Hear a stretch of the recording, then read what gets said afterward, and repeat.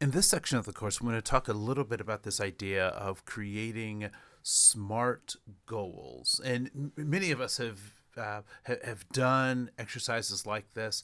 For those who haven't, this is a great tool for really helping you to identify, reach, set achievable goals based on a need that you see. So it's a wonderful, wonderful tool.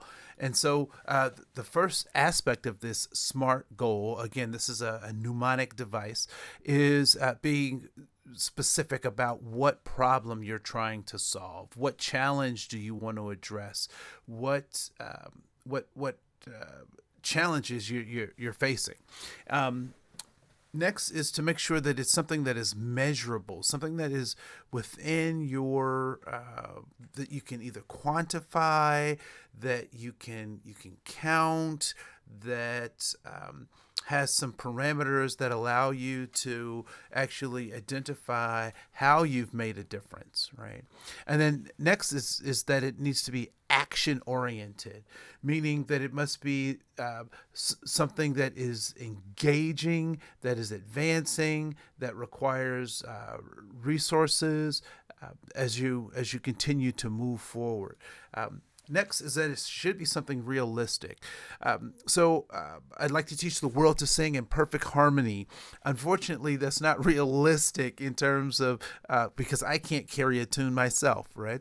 So when you think about these SMART goals, it must be something that, given the right resources, given the right timing, given the you're standing in the organization, that this is something, even with a stretch, that you can do. And then lastly, it needs to be time based, that you recognize that it has a beginning, a middle, and an end, and that you operate within that.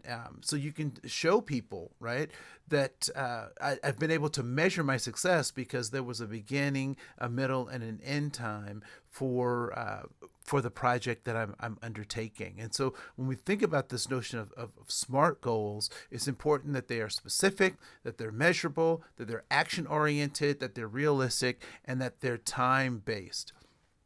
And that's how we set a SMART goal. So in this part of the course, I'm going to ask you to think of a problem, use the SMART mnemonic device to create a solution and an action plan, and then lastly, implement your action plan.